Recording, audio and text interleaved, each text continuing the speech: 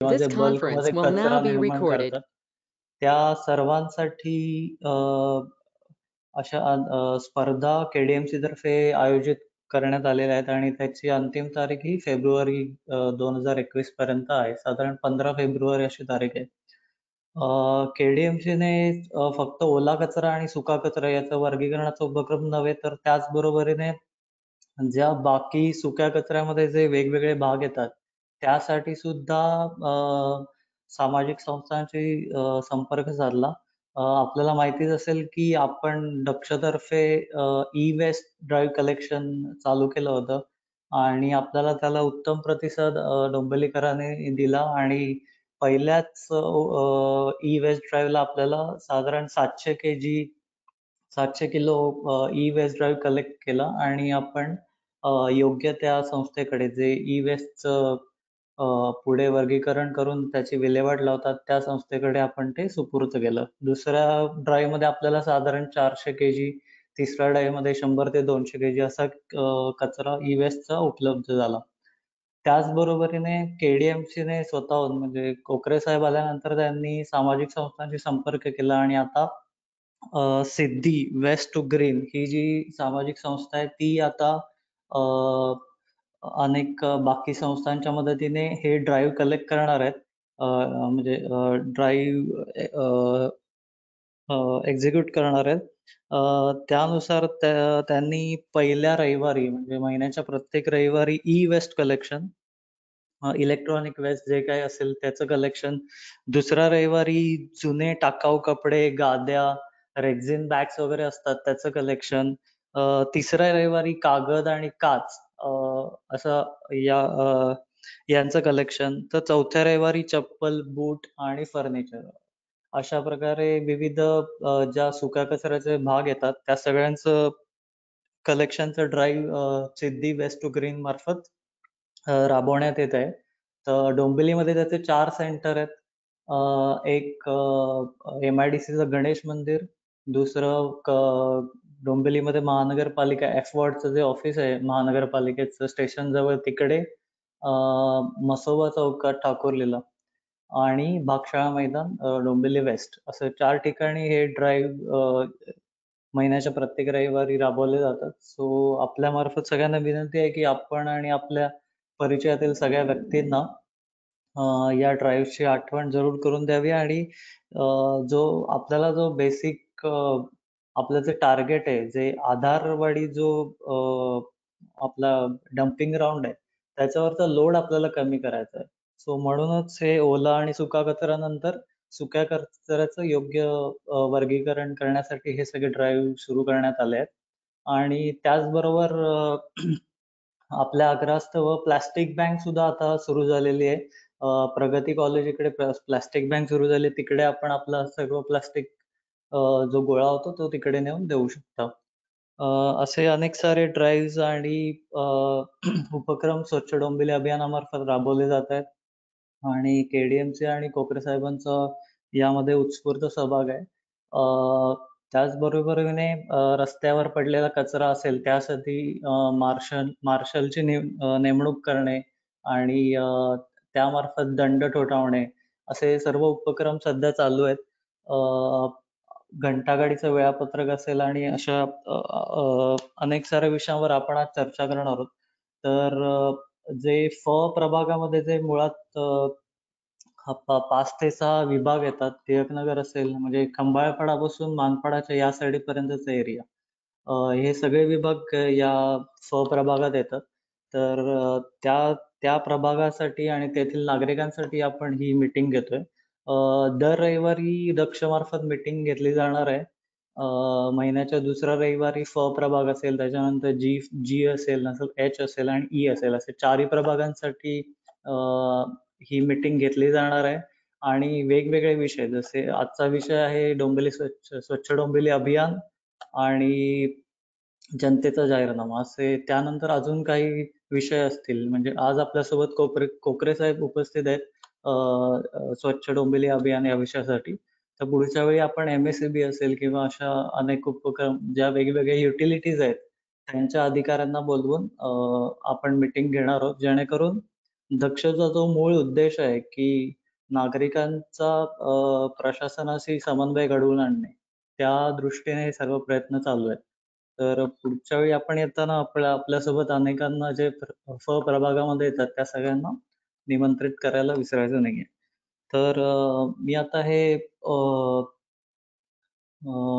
Forum open करतो आणि अ, नंदकुमार पालकर यांना थोडक्यात स्वच्छ डोंबिवली अभियानाची माहिती द्यायला सांगतो आणि मग आपण आपल्या काही शंका असतील अ, ज्या आपल्याला दैनंदिन जीवनात येत आहेत, ज्या घनकचरा विभागाशी संबंधित आहेत, त्या आपण विचारू शकता. कोकरे साहेब आपल्याला या सर्व प्रश्नांचं निराकरण नक्कीच करतात.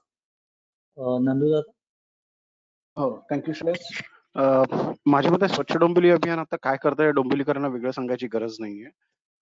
त्यामुळे श्रेयस माझं म्हणणं आहे की आपण डायरेक्ट आता जे उपस्थित नागरिक आहेत मीटिंगमध्ये त्या सर्वांशी थेट कोकरे साहेबांचा जो प्रश्नोत्तराचा जो प्रकार आहे किंवा जे काही त्यांना प्रॉब्लेम्स किंवा इश्यू आढळतात किंवा त्यांना असं वाटतंय की अजूनही त्यांच्या एरियामध्ये जर योग्य प्रकारे काम होत नसेल किंवा अ, काही विशेष एरियात विशेष लोकांकडनं विशेष काही व्यापाऱ्यांकडनं काही ठिकाणाहून जर कचरा साठत असेल तर त्यांनी आता त्या पद्धतीने आपले कन्सर्न्स, आपले इश्यूज, आपले क्वेश्चन्स, आपले प्रॉब्लेम्स आता मांडा म्हणजे कोकरे साहेब त्या सगळ्या गोष्टींवरती योग्य त्या पद्धतीने उत्तरं देतील. आणि त्याचबरोबर प्रशासनाबद्दल कोणाला काही शंका असतील, समस्या असतील तर त्या देखील तुम्ही आता इथे मांडायला हरकत नाही. आपला विषय आजचा फक्त स्वच्छतेसंदर्भात आहे, घनकचरा व्यवस्थापन. त्यामुळे कोकरे साहेब त्याविषयी आपल्या सर्वांच्या शंकांचं निरसन करतील. आणि जेव्हा आपले सगळ्यांचे हे जे प्रश्न संपले, की मग कोकरे साहेब आपल्या पुढील येणाऱ्या योजनांबद्दल थोडक्यात माहिती देतील. असं एक साधारण स्वरूप आपण ठेवूया. तर श्रेयस माझ्या मते आपण प्रश्नोत्तरांना आपण सुरुवात करूया. नक्कीच. इकडे उपस्थित कोणाला काही शंका असेल, कोणाला काही विचारायचं असेल तर अनम्यूट करून विचारायला हरकत नाही.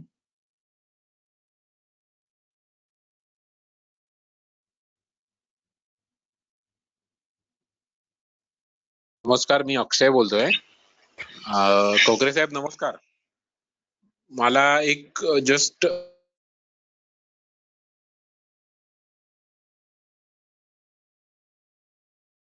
अक्षय तुझा आवाजच येत नाही.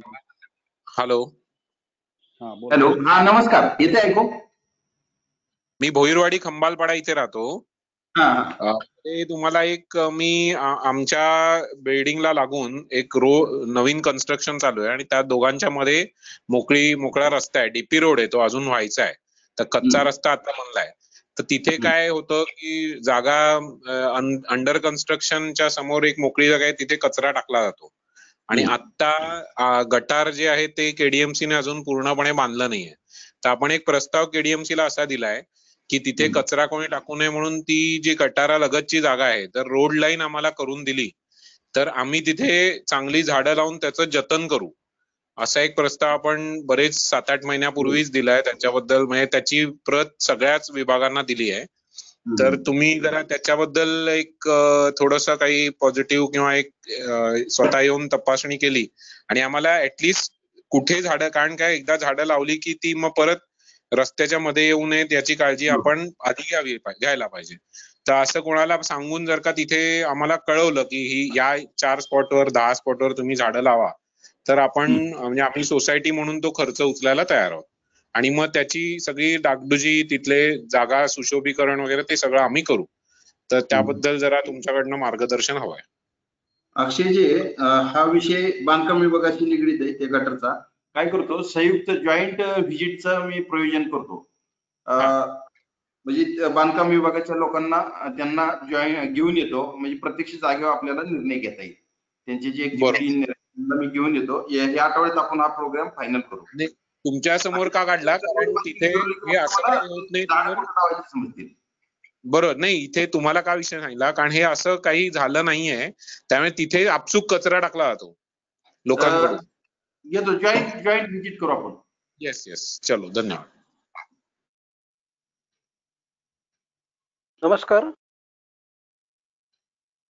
हा बोला, ऐकू येतंय. हा बोला. हॅलो. हा बोला ना, ऐकू येते. हॅलो. हा ऐकू महेश येते, तुम्ही बोला, बोला. ऐकू येते, बोला. हॅलो, आवाज येतोय का माझा? हो, हो. येतोय येतोय.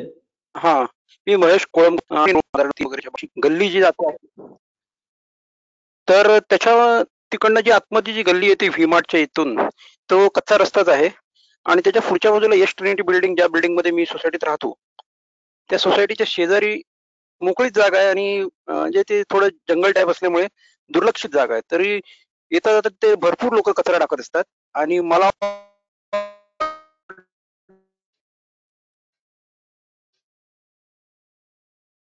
नाही डी मार्ट का?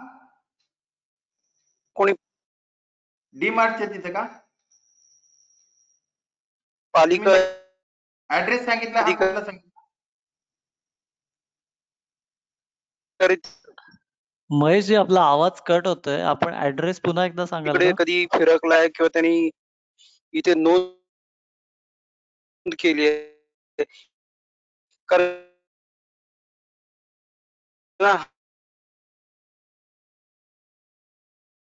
हा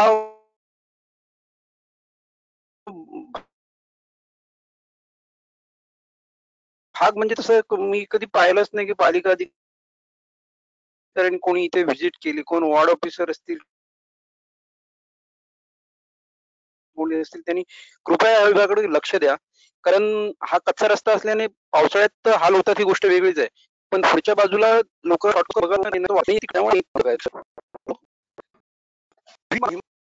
90 फीट ठाकुर्ली 90 फीट रोडला. Okay okay, Thakurli 90 feet.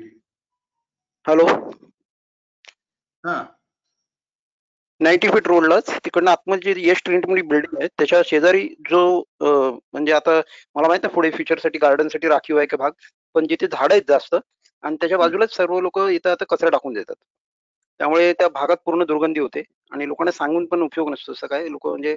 आणि पालिकेचे कोणी तिथे गाडी येत नाही, कचरा उचलत नाही, त्यामुळे ते डम्पिंग वाढतच जात आहे. कधीतरी काळी कोणीतरी तिथे आग लावून देतं मग आणि मग तो धूर धुमसत राहतो, असं होतं. मंगेशीच्या अलीकडे का? हा, मंगेशीच्या हा, तुम्ही जर बालाजी अंगण ते पुढे राहिलं साहेब, बाजूला ना? मंगलमूर्ती आहे ना, मंगलमूर्ती आहे, मंगलमूर्ती. ओके, मंगलमूर्तीचं जिथं ऑफिस आहे ना, त्याच ऑफिसच्या गल्लीमध्ये. ओके, ठीक आहे, बघतो मी. हा, जरा बघतो हा. आवर्जून साहेब, कारण हा हो. विभाग तसं दुर्लक्षित आहे. कोणी पालिका अधिकारी मला तरी वाटत नाही कोणी ते बघत असेल काय किंवा काय चाललंय आतमध्ये ते. ओके, ठीक आहे ठीक आहे, बघतो मी. ओके.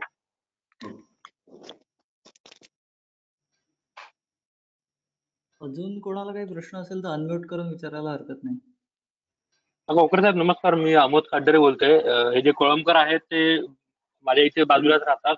तर तो ठाकुर्लीचा जो बालाजीनगर जो परिसर आहे त्याच्यामध्ये काय होतंय की समजा गाडी येऊन गेली आणि तरी पण लोक जे जे कलेक्शन सेंटर्स आहेत आपले जे घंटा गाडीचे, तिथे मग कचरा आजूबाजूला सोसायटीचा ठेवला जातो. तर आपल्या म्हणजे आम्ही तर सांगायचा प्रयत्न करतो की बाबा इथे गाडी येऊन गेल्यानंतर कचरा ठेवू नका, किंवा जे अनेक सोसायट्यांमधले जे त्यांच्या घरी ते हे आहेत सर्वंट्स आहेत, म्हणजे ज्या मोलकरीण आहेत किंवा घरकामगार आहेत, त्या काम करतात. लोक काय करतात, त्यांच्याकडे कचरा देतात आणि त्या खाली सरळ टाकून देतात त्या चौकामध्ये जिथे गाडीचं हे आहे. त्यांना विरोध केला तर ते उलटच प्रकरण झाल्यासारखा प्रकार झाला, किंवा मग कुत्रे त्याचे दिवसभर विल्हेवाट लावतात. आता मागच्या आठवड्यामध्ये कलेक्शन्सला काही विलंब झाला काही कारणाने ठाकुर्लीमध्ये वगैरे, तर त्याचा फटका मग असा बसत राहतो. कुत्रे सगळीकडे पसरवतात. आणि दुसरे म्हणजे जे बालाजी अंगण समोरची जी काही पूर्ण जी रो आहे तिथे आज बघितलं तर फुटपाथच्या बाजूला सगळा कचरा पडलेला आहे, काही नाला आहे त्याच्यात पण प्लास्टिक पडलेलं आहे. आणि इथे बालाजीनगरच्या कोपऱ्याला महापालिकेचा एक ओपन प्लॉट आहे, त्या प्लॉटमध्ये पण कचरा टाकणं सुरू झालंय. म्हणजे हे जे यश ट्रिनिटी बोलले कोळंबकर जे म्हणाले, त्याच्या बाजूलाच तो प्लॉट आहे आणि तिथे पण आता कचरा टाकायला लागलेले आहेत लोक एका बाजूला तो पूर्ण. आणि तिथे कचरा जाळल्यामुळे महापालिकेच्या जो पथदिव्यांचा जो खांब आहे त्याची केबल जळण्याचा प्रकार 2 वेळा झालेला आहे या आधी. तर तसे प्रकार पुन्हा होऊ नये म्हणजे गादी किंवा अशा टाईपचं. पण एखादी मोहीम जर तिथे कोणी जर म्हणजे आपली जी मोहीम आहे ती जसं तुम्ही आम्हाला देता आणि आम्ही दक्ष किंवा आम्ही ते मीडियामध्ये दर रविवारी किंवा त्याच्या आधी आम्ही जे आपल्या प्राईव्ह हे करतो ना, ते कायम सतत दर आठवड्याला येत राहिलं तर अजून जागरिक होईल. किंवा मग तिथे असं तुमच्या काहीतरी करायला पाहिजे. दुसरं म्हणजे सॅनिटरी पॅडचं ते घंटा गाडीचं विचारलं त्या जो कोण आहे त्याच्याबरोबर, तर तो म्हणाला नाही आम्ही अजून बुधवार आणि रविवारीच ते sanitary pad diaper adult diapers नेतो. तर त्याबाबतही काही झालेलं नाही अजून.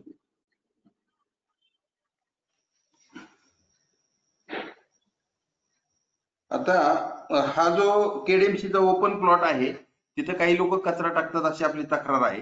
त्याच्या संबंधी मी बघतो बरोबर. कोण टाकतात ते आधी आयडेंटिफाय करतो आणि तो स्पॉट एक बंद करण्याचा प्रयत्न करतो. त्यापूर्वी तिथला सगळा कचरा एकदा उचलून घेऊन स्वच्छ तो करण्याचा प्रयत्न करतो. आणि डायपर आणि सॅनिटरी नॅपकिनचं मी आजच एसआयला सगळ्या सूचना देतो आणि हाजरीवर त्या ओके. आपल्या त्यांच्याकडून सूचना सर्क्युलेट कशा होतील ते बघतो आणि त्याच्यावर ओके. थोडं आढावा घेऊन आपण त्याच्यात सुसूत्रता आणू. चालेल चालेल, नक्की. धन्यवाद साहेब.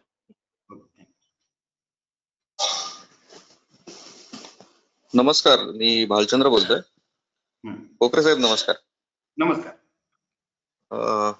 साहेब मी तुम्हाला साधारण आधी मी एक कंप्लेंट सांगतो आणि मग त्याच्यावर काय आपल्याला करता येईल त्याबाबत आपण थोडस बोलूयात.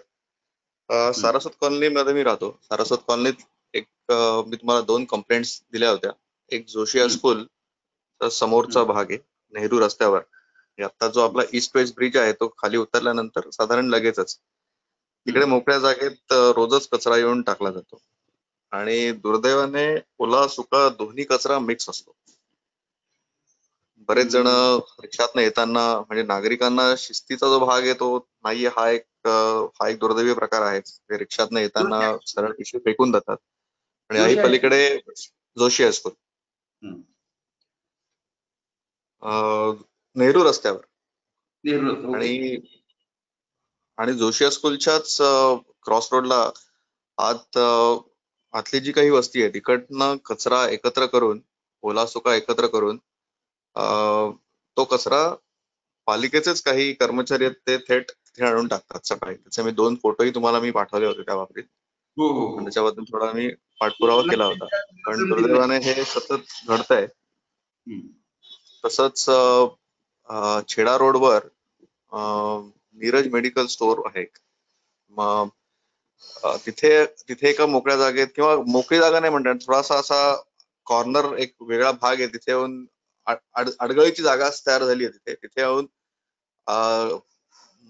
बराच कचरा, मग इव्हन कार्पेंटरची काही दुकान आहेत त्यांचा कचरा तिथे आणून टाकतात. काही दारं पडलेली असतात वगैरे, असा कचरा तिथे येऊन सरसकट टाकला जातो. तर या कंप्लेंट आहेत आणि आता साधारण मी ज्या काही गेल्या 2-3 कंप्लेंट पण ऐकल्या, तर एकंदर हे बऱ्याच ठिकाणी घडतंय. त्या बाबतीत आपल्याला एकत्र काय करता येईल हे आपण एक सोल्युशन त्याच्यावर काढावं. आता हे धीरज मेडिकल कुठं आलं? छेडा रोड.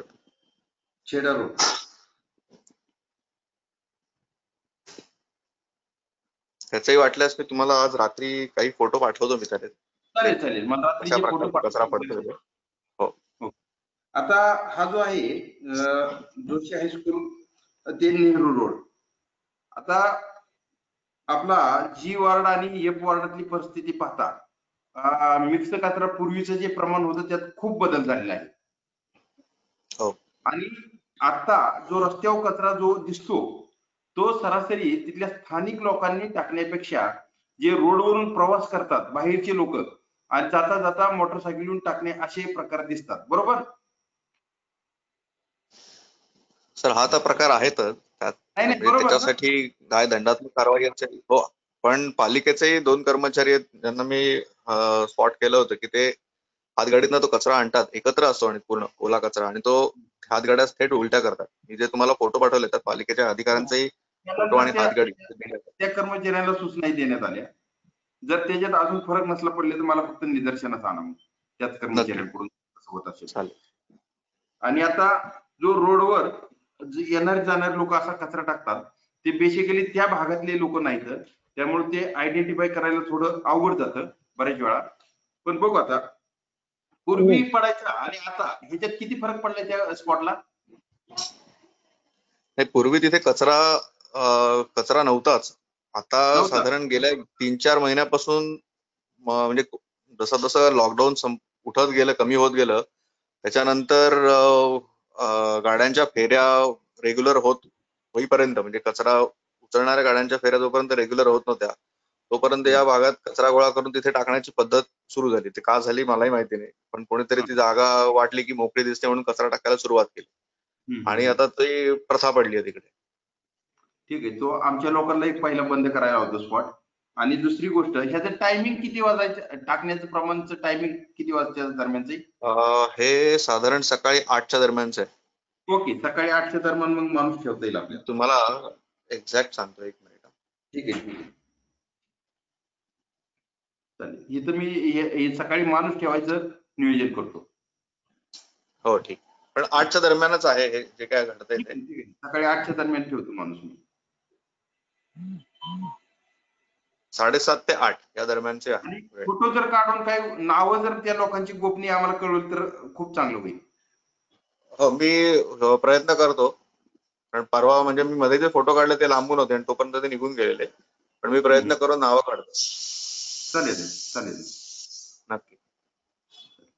आणि याबाबत एकंदर म्हणजे हा एक झाला प्रशासकीय भाग, पण याबरोबर अजून काय करता येईल आपल्याला एकंदरच या बाबतीतही आपण म्हणून आणि पालिकेचं एकत्र काय करता आलं समज देणे ही आपल्याला जर प्रकार झाले तर खूप चांगलं होईल. अनेक लोकांची इच्छा ती.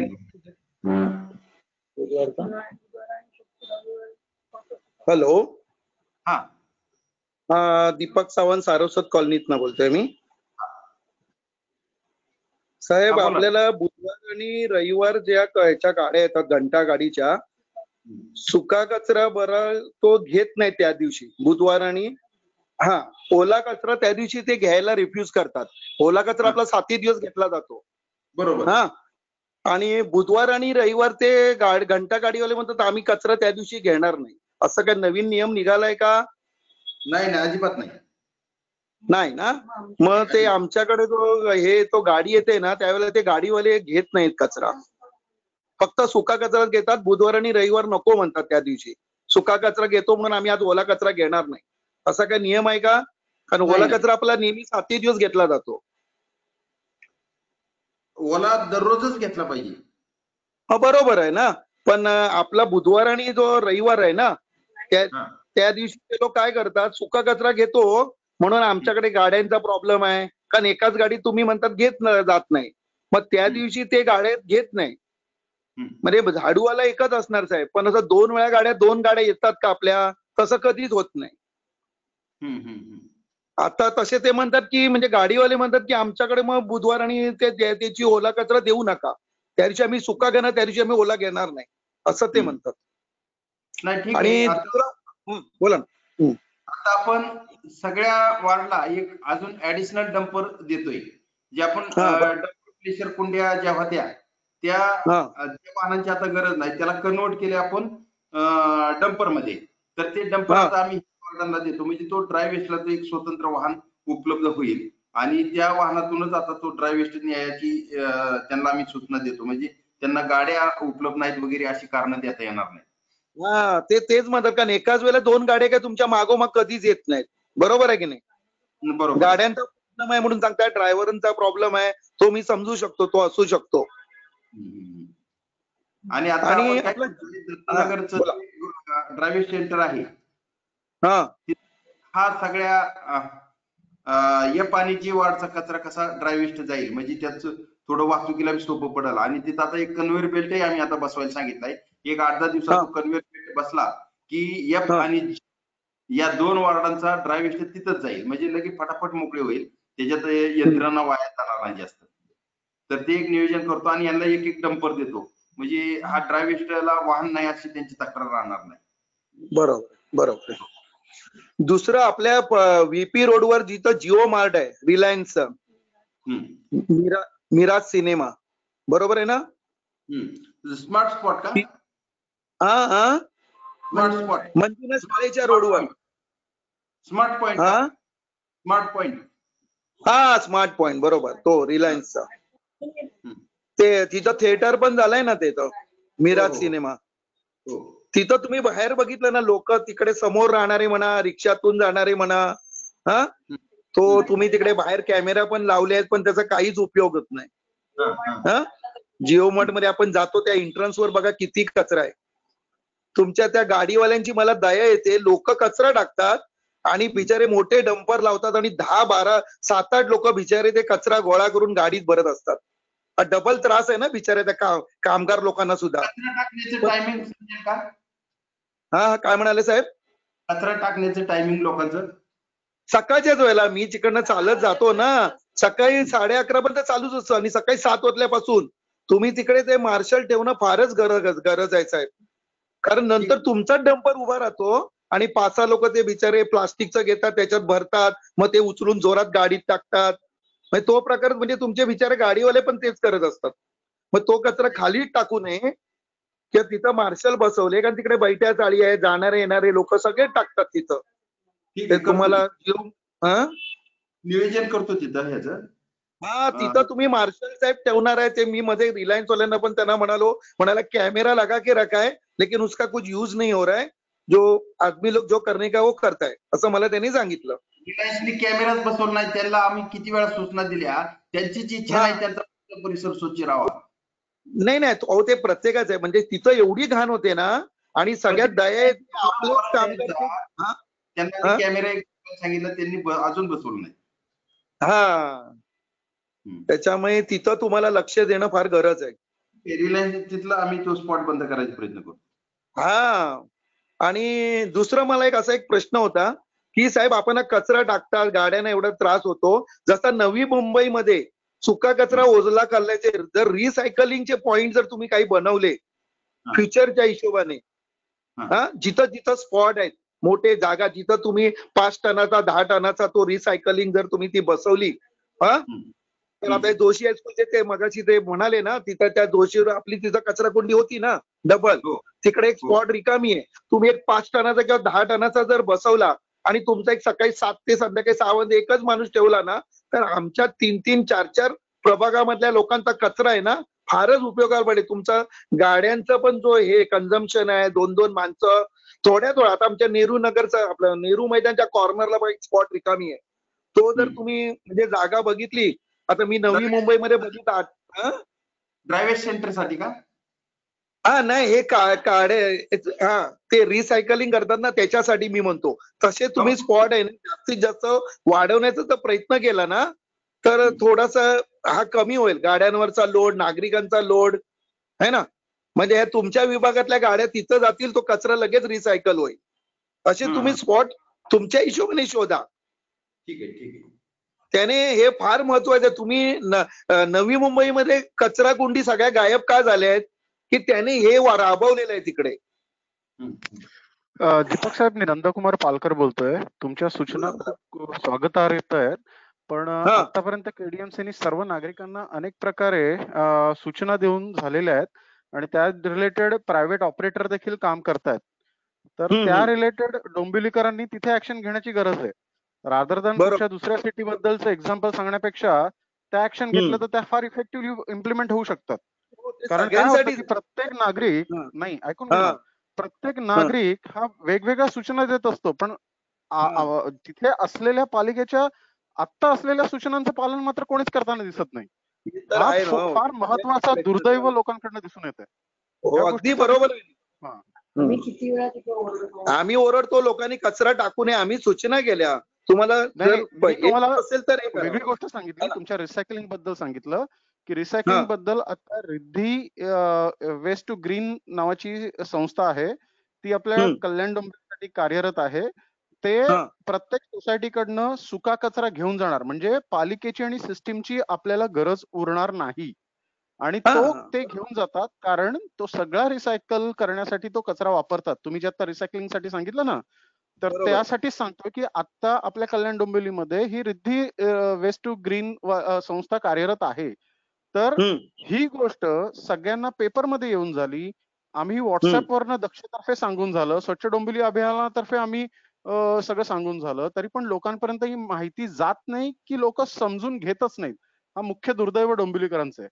त्यामुळे जर ह्या ठिकाणी दिलं तर तुम्ही अगदी म्हणताना तीच गोष्ट आपल्या इथे घडणार आहे, कारण रिद्धीच न्यू मुंबईमध्ये हे काम करते आणि तीच संस्था आपल्या डोंबिवलीमध्ये आलेली आहे.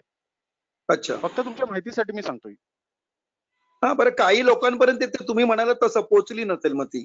सूचना, ते पण असू शकतं.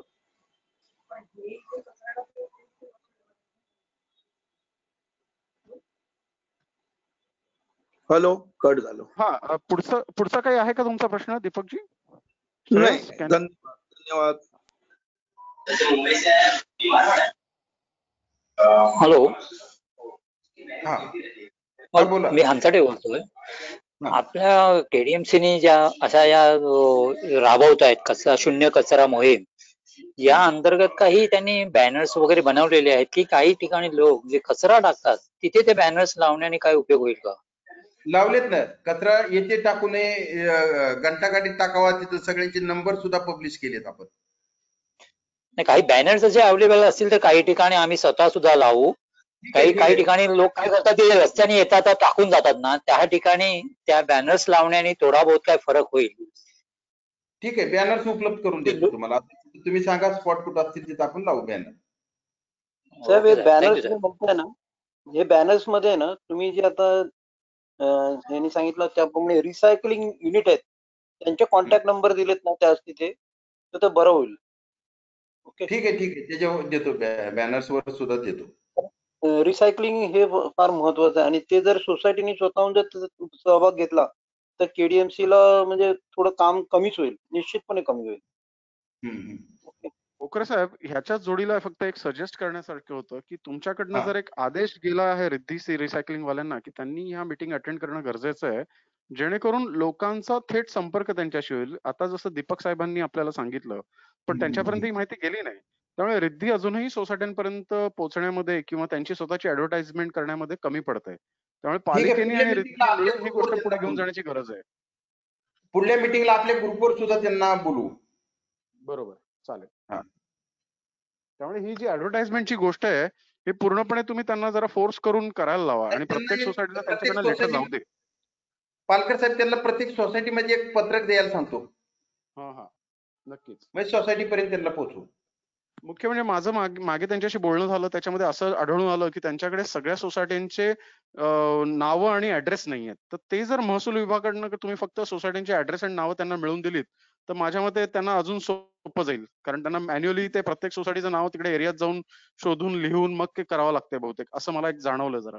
नाही, ठीक आहे, त्यांना लिस्ट देण्यात येईल. लिस्ट आहेत आपल्याकडे. चालेल चालेल.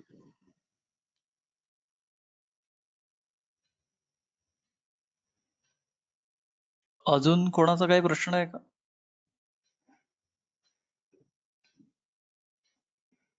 नमस्कार, मी निरंजन मेंढळे बोलतोय. मी आगरकर रोडला राहतो. आता हे जे आपण बॅनरची जशी एक उपाययोजना सांगितली तशी आता एक नुकतीच माझ्या डोक्यात एक आयडिया आली. माझ्या घराच्या जवळच केडीएमसीचं ऑफिस असल्यामुळे मला ती गेले 3 महिने एक टेप रेकॉर्ड ऐकू येते प्रॉपर्टी करायच्या सूट असण्याबद्दल. अशाच प्रकारचा आपण काही ध्वनिचित्र वगैरे बनवू शकतो का की मुख्य विभागांमध्ये की बाबा घनकचरा व्यवस्थापक विभागाने या उपाययोजना केलेल्या आहेत, त्या उपाययोजनांचं सगळ्यांनी त्या उपाययोजना फॉलो कराव्या, असं आपण काही करू शकतो का? म्हणजे काही परिपत्रक ऑडिओ करायचा का?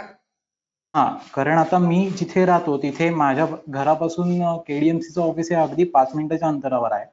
दर 2 तासांनी प्रॉपर्टी करायच्या सूटबद्दल किंवा वजावटीबद्दल गेले 3 महिने एक ऑडिओ बनवली गेलेली आहे आपल्याच केडीएमसी विभागाकडनं की जर का तुम्ही एक थकबाकी एक सकट भरल्यास 75% व्याज माफ होईल अशा परीची. तर असंच आपण काही करू शकतो का? किंवा इवन आपण आता साधारण ऑक्टोबर महिन्यापासून आपल्या घंटागाडींना एक टेप रेकॉर्ड चालू करून दिली होती जेव्हा आपल्या गल्लीत गाडी येते तेव्हा, पण ती आता परत 1 महिना झाली ती काही गाड्यांची टेप रेकॉर्ड बंद असते. अशा तऱ्हेचं एक थोडं खर्चिक असू शकेल हे, पण असं काही आपण एक उपाययोजना किंवा आयडिया करू शकतो का जेणेकरून लोकांपर्यंत हे अजून जास्त लवकर पोहोचेल? ठीक आहे, टेप रेकॉर्ड आम्ही चालू करून दिले. जर काही गाड्यांच्या बंद असतील तर त्याचा एक आढावा घेऊन त्यांना कंटिन्युअस टेप रेकॉर्ड चालू ठेवण्याबाबत सांगतो आणि त्याच्या माध्यमातून काही असे सजेशन्स वारंवार अनाउन्स केले जातील ह्याची आपल्याला नियोजित करता येईल, त्यात काही अडचण नाही. आणि ज्याच्यामध्ये सिद्धी फाउंडेशनचं जी उपाययोजना आहे त्याचा पण उल्लेख झाला म्हणजे ते पण लोकांपर्यंत अजून जास्त लक्षात म्हणजे चालेल, बुद्धीत भर पडेल असं मी म्हणेन. करता येईल. कोकरे साहेब, आपल्या 2 क्लिप आपण ऑलरेडी तुम्हाला सांगितलेलं की आपण ते वाजवू शकतो. स्वच्छ डोंबिवली अभियानाने बनवलेल्या. हो आपण ह्या देखील प्रकारच्या पुढच्या क्लिप आपण बनवून देऊ तुम्हाला. तुम्ही फक्त त्या हो, चालेल. गाड्यांवरती प्ले करणं किंवा ऍडिशनल ऑटो रिक्षा घेऊन वगैरे. पण हा खूप निरंजनजींनी सांगितलेली सूचना खूप महत्वाची आहे, कारण आपण लोकांपर्यंत अजून पोहोचत नाही आहोत. म्हणजे मला अजूनही पुन्हा दीपक सावंतजींनी जे सांगितलेलं ते अजूनही आवर्जून सांगावंसं वाटतं, की खरोखर लोकांपर्यंत ह्या गोष्टी ज्या आपण पालिकेने चालू केल्यात त्या पोहोचल्या नाहीयेत आणि ह्याच्यात आपण कुठेतरी कमी पडतोय जाहिरातबाजीमध्ये. तर ती गोष्ट आपण ऑडिओ क्लिपद्वारे म्हणा किंवा मुख्य स्पॉट वरती समजा ते व्हिडिओचे जे पॅनल असतात ते लावून म्हणा किंवा पेपरमध्ये सातत्याने त्या न्यूज देऊन म्हणा किंवा आपण पॅम्पलेट वाटून म्हणा प्रत्येक सोसायटीला, नोटीस देऊन, बॅनर लावून, ह्या सगळ्या मार्गाने आपल्याला लोकांपर्यंत त्याचं बंबार्डमेंट करता आलं पाहिजे. आपण हे जे सगळं काही करतोय त्याचं आणि हे जात नाहीये म्हणून लोकांपर्यंत हा विषय पोहोचतच नाहीये. हे मुख्य कारण ठीक आहे होतं. ठीक आहे. आणि थोडं मी अजून थोडं पुढे ऍड करतो. एखाद वेळेस ह्याचाही आपल्याला फायदा होऊ शकतो. त्या ऑडिओमध्ये दंडात्मक कारवाईचा सुद्धा उल्लेख व्हावा असं माझं मत आहे, जेणेकरून लोकांमध्ये काहीतरी एक शिस्त निर्माण होईल. ठीक आहे, ते योग्य आहे तुमचा मुद्दा. दंडात्मक कारवाई आज जर का हो नाही, एक साधा एक आता व्यावहारिक मुद्दा सांगतो तुम्हाला. आज जर का आपलीच केडीएमसी प्रॉपर्टी टॅक्सच्या बाबतीत आपल्याला सुविधा उपलब्ध करून देते, तर केडीएमसी ला नक्कीच तेवढा हक्क आहे. जर का केडीएमसीचा नागरिक शिस्तीत वागत नसेल तर त्याला त्याच्यावरती दंडात्मक कारवाई व्हावी. तर ह्याचाही त्या एक ऑडिओमध्ये किंवा कुठल्याही परिपत्रकामध्ये शक्य झाल्यास उल्लेख करावा असं माझं वैयक्तिक मत आहे. ठीक आहे, ठीक आहे. करता येईल आपल्याला.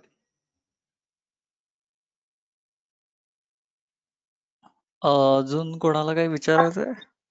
दुसरं एक माझं एक सूचना होती. रादर दॅन म्हणजे आता प्रत्येक वेळी आपण घंटागाडी किंवा सिद्धी फाउंडेशन वगैरे हे सर्व ठीक आहे, म्हणजे ते त्यांच्याप्रमाणे ते काम करत असतील. पण पालिका अधिकारी वर्ग जर अधूनमधून ह्या विभागात ह्या दृष्टीने फिरत राहिलं थोडा बहुत, म्हणजे कोणतरी येतंय, मला तर कधी जाणवलंच नाही की कोण वॉर्ड ऑफिसर कोणी इथे आहे ते समजतच नाही, कोणी आलेलंच नाही ह्या विभागात, असं माझी गत आहे. गेली 25 वर्ष मी ठाकुर्लीत राहतो, पण मला दुर्दैवाने सापडलेलं नाही की कोणी येऊन इथे नियमितपणे पाहणी करून असं काही जातोय, जेणेकरून लोकांना दहशत बसेल की कोणीतरी येतात वगैरे काहीतरी म्हणून टाकू नये म्हणून. तर त्या हिशोबाने थोडस तरी काहीतरी नियंत्रण आपलं असेल तर मला अपेक्षित आहे. ठीक आहे. ह्या वॉर्ड ऑफिसर, SI, CSI यांनी ठराविक अपार्टमेंटला भेटी देणे, ठराविक रस्ते चेक करणे याबाबत त्यांना एक परिपत्रक काढून सूचना दिल्यास ह्या गोष्टीचं पालन होईल असं मला वाटतंय. त्या दृष्टीने आपल्याला त्यांना एक परिपत्रक काढून ह्या सूचना देण्यास काही अडचण नाहीये.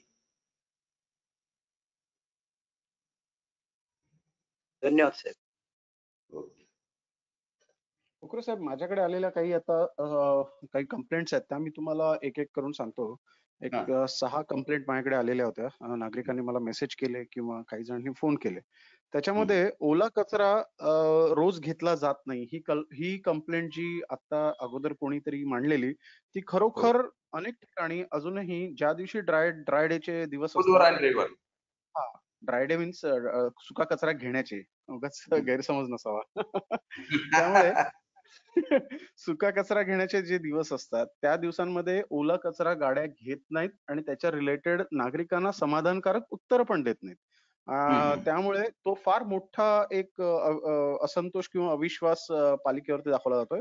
दुसरी गोष्ट, सॅनिटरी पॅड्स किंवा नॅपकिन्सची स्वतंत्र सोय अजूनही अनेक गाड्यांवरती नाहीये. हे मी स्वतः 2-4 ठिकाणी मॉर्निंग वॉकला जाताना हे चेक केलं आणि ते तसं एकत्रच केलं जातं. ओल्या कचऱ्याबरोबर देखील काही ठिकाणी आणि काही वेळेला सुक्या कचऱ्याबरोबर देखील ते घेतलं जातं एकत्रच. त्यामुळे सॅनिटरी पॅड आणि नॅपकिनची स्वतंत्र सोय 100% सगळीकडे होत नाहीये गाड्यांवरती. तिसरा एक आला की चाळी आणि स्लम मधून, म्हणजे ही घटना पाथर्डी रोड आणि साधारण तुम्ही बघाल तर नांदिवली भाग किंवा जी वॉर्डचा जो भाग आहे त्या ठिकाणच्या नागरिकांनी मला सातत्याने केलं. चाळी आणि स्लम्स किंवा अशा ज्या एकत्रित बिल्डिंग्स असतात जे कॉम्प्लेक्स नाहीयेत किंवा सोसायटी नाहीयेत मोठ्या अशा, तिथून ओला आणि सुका कचरा हा एकत्रच घेतला जातोय अजूनही. तिथल्या नागरिकांना कुठचाही एसआय किंवा सीएसआय कुठच्याही पद्धतीने डिसिप्लिन किंवा शिस्तीने त्यांना सांगून त्या गोष्टी घेतल्या जात नाहीत अजूनही. हा आणि नांदिवलीचा भाग आहे का? हा म्हणजे तुम्हाला सांगतो जी वॉर्ड, एफ वॉर्ड आणि एच वॉर्ड ह्याच्यामध्ये हे कॉमन चित्र आहे. म्हणजे नुसता नांदिवलीचा एक चाळीचा भाग का? नाही. हो हो. जर म्हणजे हा पालकर साहेब ह्याच्यातले जर काही फोटो लोकांनी जर पाठवले मला आणि एरिया सांगितला तर आम्ही ते सरप्राईज चेकिंग करू.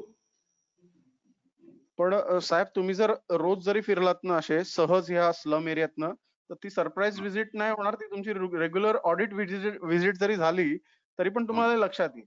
हे होतच नाहीये.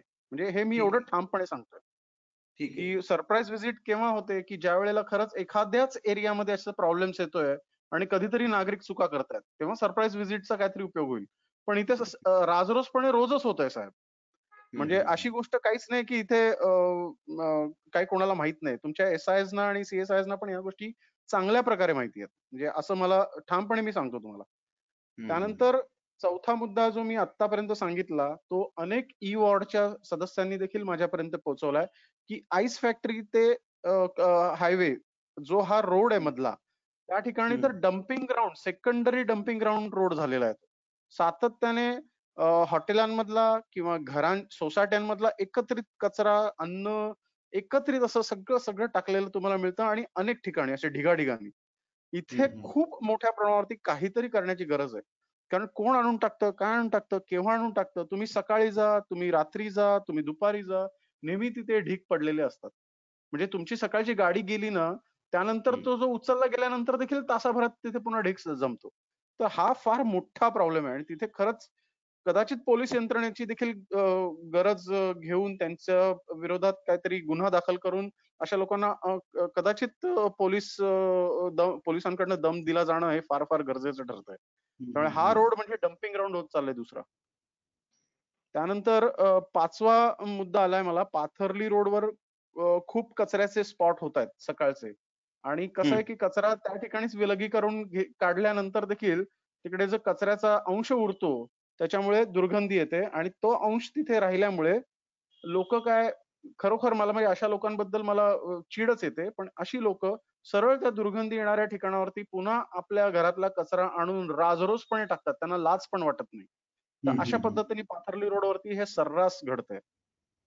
त्यानंतर सहावा म्हणजे गोग्रासवाडीचं जुनं गेट नामदेव पथवरती, हा एक मोठा स्पॉट आहे आणि त्या ठिकाणी अनेक सोसायट्यांचे कचरा घेणारे म्हणजे कचरा जे साफ करतात झाडूवाले, ते आणून बिनधास्त त्या ठिकाणी कचरा ओततात आणि त्यांच्या विरोधात आज तागायत कसलीही ऍक्शन घेतली गेली नाहीये.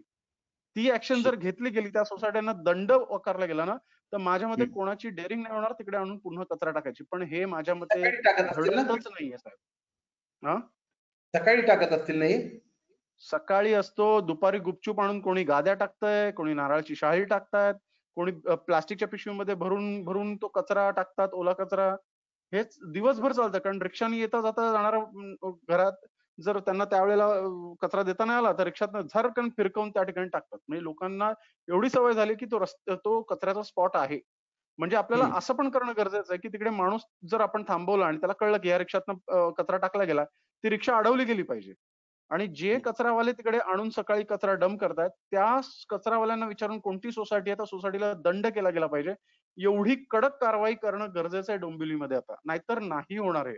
आपण अनेक काळ हे असंच बोलत राहू. माझ्या मते पुढच्या वर्षी देखील आपण हाच कॉल अशाच पद्धतीने करत राहू. ह्याच्यात मग आपला सक्सेस काय उरणार आहे मला कळत नाहीये खरंच. ठीक आहे. तर असे हे 6 मुद्दे माझ्याकडे प्रकर्षाने नागरिकांनी नोंदवलेत. कारण हे मला माहिती आहे की मी हे 1 वर्षापूर्वी पण ह्याच्यातले 2-3 मुद्दे सांगितलेले होते. आज देखील तीच सिच्युएशन आहे आणि पुढच्या वर्षी देखील जर आपण कडक कारवाई नाही केली, पुढच्या वर्षी आपण ह्याच मुद्द्यांवरती बोलू. गॅरंटेड. मी हा कॉल रेकॉर्ड करतोय. हा पुन्हा पुढच्या वर्षी मी कॉल ऐकवू शकतो सगळ्यांना. त्यामुळे कृपया कोकरे साहेब प्लीज ह्याच्यावरती कडक कारवाईबद्दल काहीतरी पावलं उचला. पुढच्या वर्षीचं काय नको, पण पुढल्या महिन्यात आपल्याला ह्याच्यावर हे चित्र दिसणार नाही एवढं नक्की त्यासाठी प्लॅनिंग करू आपण. Great, great. थँक्यू. ओके. श्रेष्ठ, ओव्हर टू यू. धन्यवाद. अजून कोणाला एक असेल सेकंद. तर आपण माझं हॅलो, माझं एक मत आहे याच्यावर कोकरे साहेब. म्हणजे एक रिक्वेस्ट म्हणा किंवा सजेशन किंवा एक थोडा अनुभव म्हणा. इथे इन जनरल डोंबिवली मधली जी नागरिकांची सवय आहे ना ती एकदम लेथार्जिक आहे. म्हणजे मगाशी जे स्पॉट सांगितले ना 2-3 मंजुनाथ समोरचा स्पॉट असेल तो रिलायन्स मार्टचा, ते त्या स्पॉटवरनं डोंबिवलीतले किमान सगळे सोडा किमान 70-80% नगरसेवक सुद्धा त्या स्पॉटवरनं जातात. त्यांनाही असं वाटत नाही की ते सुधारावं. त्या तुमच्याकडनं एवढीच अपेक्षा आहे की एखादा कुठला तरी स्पॉट तुम्ही निवडून आहे ना त्याचा पूर्ण मेकओव्हर करा. म्हणजे लोकांना तिथे लाज वाटली पाहिजे कचरा टाकायला. मग तो कचरा उचलून तिथे काय सुशोभीकरण करायचे असेल तर करा. आम्हाला सांगा की हा कचरा आम्ही अमुक दिवशी पूर्ण साफ करून देऊ. तुम्हाला जे काय तिथे ब्युटिफिकेशन करायचे करा. आम्ही तिथे 2-4 तास खपून म्हणजे पूर्ण श्रमदान करून तिथे चांगला काहीतरी एक स्पॉट तो तयार करू की बाबा कोणाला तिथे लाज वाटली पाहिजे. गावदेवी मंदिर, आता हा प्रभागाचा विषय नाही पण गावदेवी मंदिराच्या समोर सुद्धा असा एक स्पॉट आहे. इव्हन नामदेव पथावर एक स्पॉट आहे. तिथे म्हणजे लोकांची सवय आणि लोकप्रतिनिधी सुद्धा तिथून जातात. त्यांना सुद्धा काही वाटत नाही. आमची शोकांतिका ती आहे की जे लोकप्रतिनिधी आहेत त्यांना सुद्धा अनेक वर्ष आता याच्या पुढे कधीच त्याच्याबद्दल काय वाटत नाही. आमचा शोकांतिका आहे. आणि तुम्ही एका स्पॉटवर फक्त कारवाई करा, एका स्पॉटवर, आणि त्याची न्यूज होऊन मग बाकीच्यांना थोडा धडा मिळेल. तर अशी एक रिक्वेस्ट आहे तुम्हाला. ठीक आहे. अजून एक फक्त बोलायचंय. मग आता जसं अक्षयजींनी म्हणाला मेकओव्हर, तसं एक उदाहरण आपण काही महिन्यांपूर्वी आगरकर रोडच्या कॉर्नरला भडसावळ्यांच्या इथे कुंडी लावून केलं होतं. ते खरंच खूप बऱ्यापैकी सक्सेसफुल झालं होतं. त्यानंतर तिकडे लोकांनी कमीत कमी म्हणजे जवळजवळ 90% कचरा टाकणं हे बंद झालेलं आहे. आजही कचरा बंद झाला तो. हो, म्हणजे असं हे एक उदाहरण जसं अक्षयजी म्हणाले आता तसं जे एक उदाहरण ऑलरेडी झालेलं आहे, अशी काही उदाहरणं आपण केली तर बरं होईल. एक विनंती आहे. आता रामचंद्र टॉकीजचा पॉइंट हा रिलायन्सचा मॉल, तो स्मार्ट पॉइंट, आणि जोशी हायस्कूलचा तर काय किती दिवस झाला आपण प्रयत्न करतोय. तो आता जवळपास म्हणजे 90% तिथला बंद झालाय. आता काही प्रमाणात थोड्या प्रमाणात ते बाय रोड येणारी लोक टाकतायत. तिथले लोकल लोकांपेक्षा रोडवरून येणारे जाणारे लोक तिथे टाकतात. आणि पाथर्ली रोडचा सुद्धा तोच प्रॉब्लेम आहे की तिथले स्थानिक लोकांपेक्षा आजूबाजूचे रात्री 1-1:30 पर्यंत, काल तिथे काय पडला नव्हता, रात्री 1:30 पर्यंत माणसं होती. 1:30ला माणसं गेल्यानंतर तिथला स्पॉटवर कचरा पडला. आणि ते सगळे बाहेरचे दुसऱ्या वार्डातून येतात रात्री उशिरा. तर असे काही आणि बरेचसे मद्यप्राशन केलेले वगैरे अशा टाईपची लोक आहेत ते.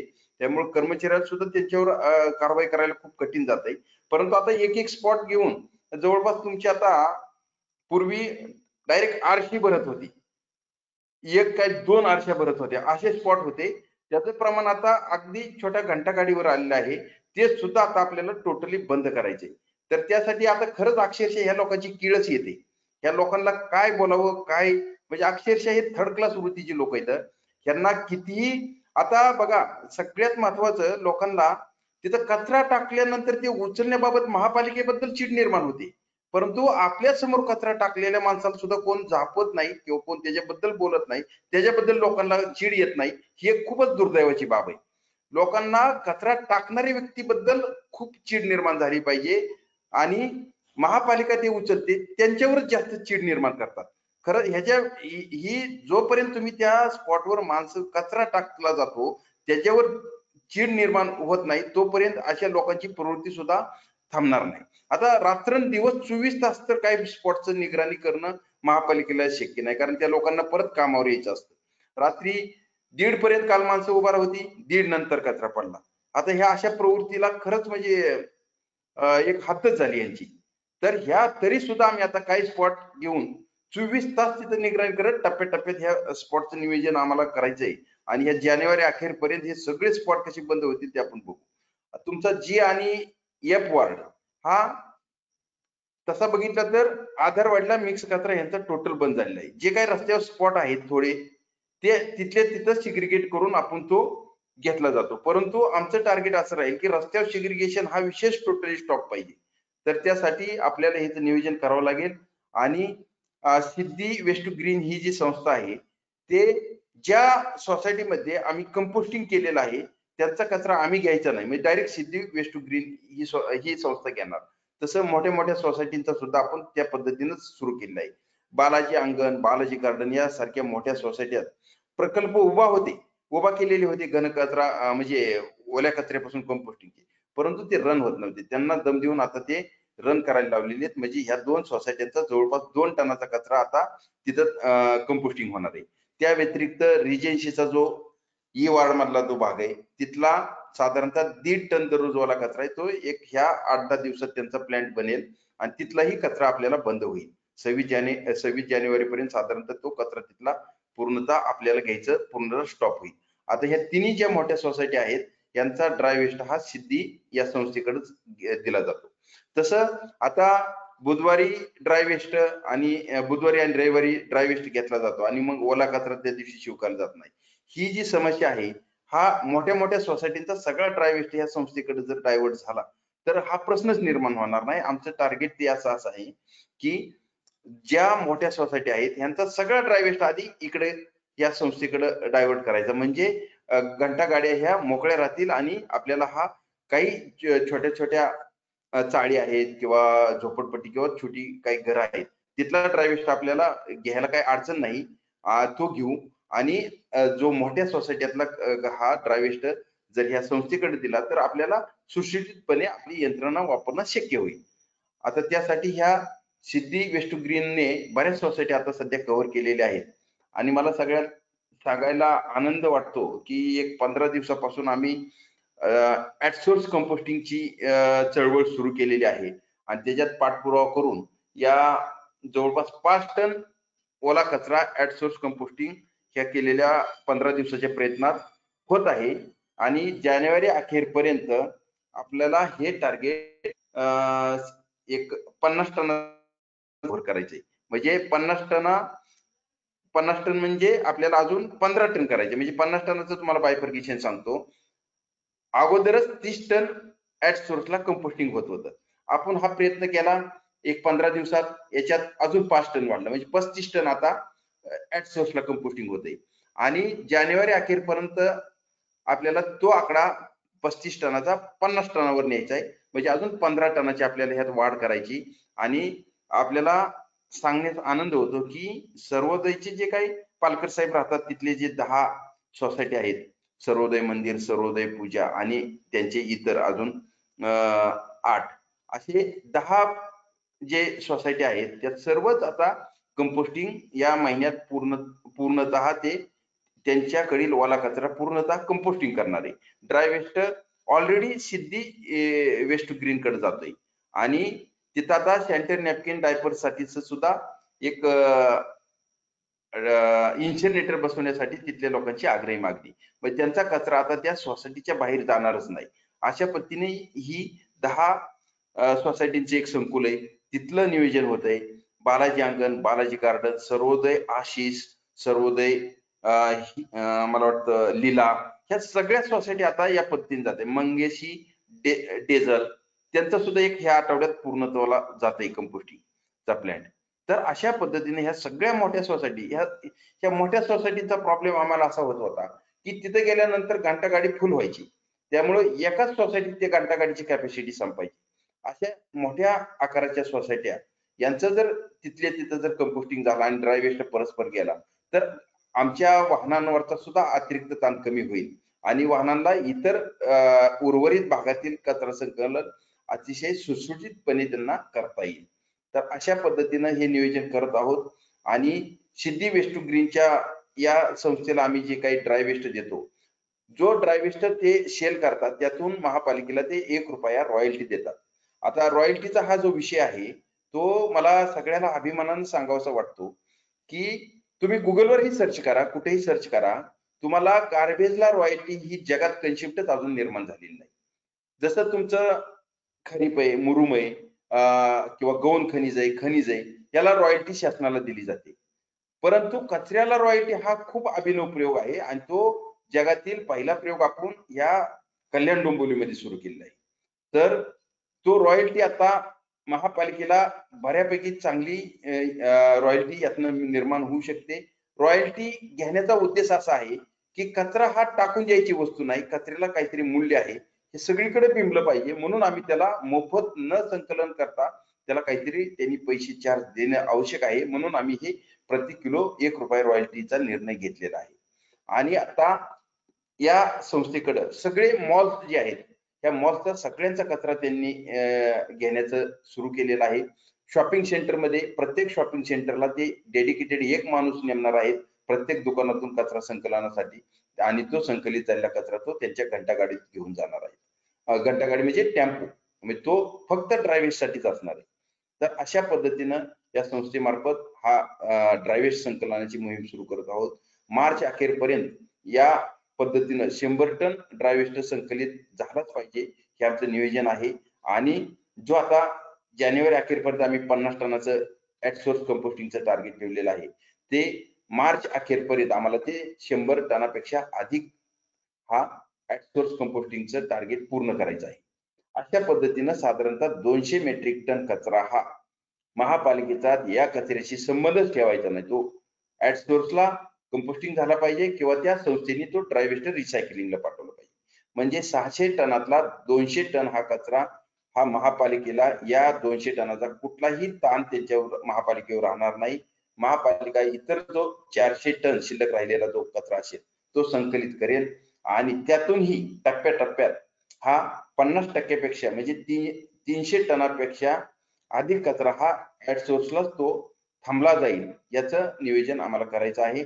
आणि अशा पद्धतीनं 50% कचरा हा स्वतः नागरिक जबाबदारी घेऊन जर ऍट सोर्सला त्याची विल्हेवाट लावत असतील तर तो एक अतिशय चांगला असा पॅटर्न तयार होईल. आणि उघड्यावर कचरा टाकणाऱ्या या मनोवृत्ती ज्या आहेत विकृतच म्हणावं लागेल त्यांना. खरं तर आता घंटागाडी नाही तर तुम्ही कळवा, गाडी नाही थांबली तर कळवा, आम्ही तर आमचे नंबर सगळीकडे लोकांना दिलेले आहेत. तर या गोष्टी न करता हे लोक बेफिकीर वृत्तीने जे रस्त्यावर कचरा टाकतात हेच खरे समाजकंटक आहेत म्हणायला हरकत नाही. कारण यांच्यामुळे सगळ्यांवर ताण निर्माण होतो आणि ज्या परिसरात हा कचरा पडतो त्या परिसरातील दुर्गंधी आणि तिथं जे काही रोग प्रसार करणाऱ्या जीवाणूंची वाढ होते ही अत्यंत दुर्दैवी बाब आहे. ही आपल्याला पूर्णतः थांबवायचीच आहे.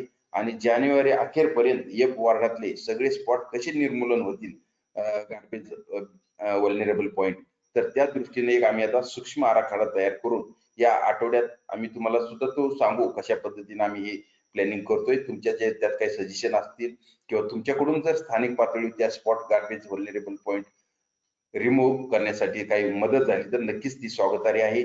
आणि सगळ्यांनी मिळून या गार्बेज व्हल्नरेबल पॉइंटचं खरंच निर्मूलन करण्यासाठी सगळ्यांनी हातभार लावावा. कारण ते महापालिका एकटी या गोष्टीत मला वाटत नाही पूर्ण महापालिकेचीच एकटीची जबाबदारी आहे. सगळ्या प्रत्येक नागरिकांची सुद्धा जबाबदारी आहे की आपला परिसर स्वच्छ ठेवायचा. आणि आता साधारणतः 5 बायोगॅसवर आपलं आता सध्या शहरात आहेत वेगळं. 6वा बायोगॅस जो राजीवनगरचा आहे त्याची आता 19 तारखेला कोर्टात हिअरिंग मध्ये जर तो मार्ग मोकळा झाला तर तोही आपल्याला 10 टन कॅपॅसिटीचा बायोगॅस प्लांट चालू होईल. आणि त्या माध्यमातून सुद्धा आपल्याला वार्डातला ओल्या कचऱ्यावर तिथल्या तिथं प्रक्रिया करता येईल. बाकीचा उर्वरित कंपोस्टिंगला सुद्धा आपल्याला तिथं ऍट सोर्सला कंपोस्टिंग करता येईल.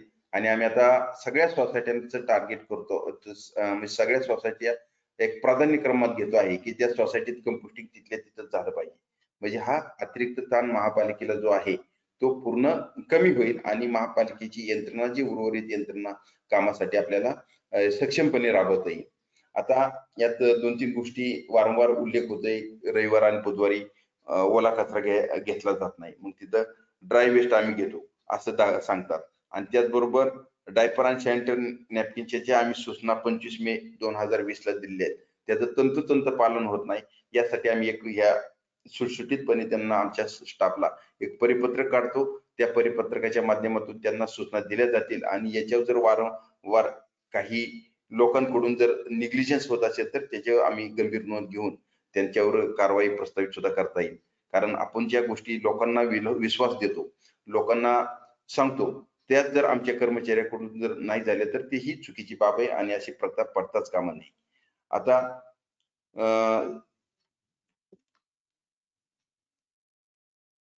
आपण शहरात 4 माणुसकीच्या भिंती आता सुरू केलेल्या आहेत. पहिली राणी लक्ष्मीबाई गार्डन, दुसरी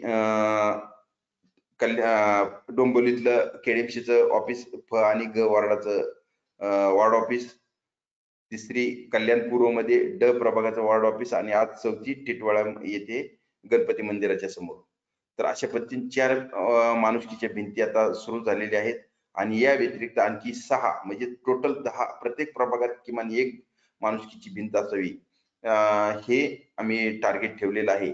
आणि या माध्यमातून संपूर्ण कल्याण डोंबिवली परिसरात 10 माणुसकीच्या भिंती त्या माध्यमातून आपल्याला अनावश्यक आहे परंतु कुणाला तरी आवश्यक आहे, आपल्याला निरुपयोगी आहे परंतु कुणाला तरी उपयोगी आहे असं कपडे, शालोपयोगी साहित्य म्हणजे त्यात काही स्कूल बॅग्स असतील, काही पुस्तक असतील, खेळणी असतील, अशा पद्धतीनं साहित्य त्या ठिकाणी ठेवायचं आणि गरजूंनी ते घेऊन जायचं.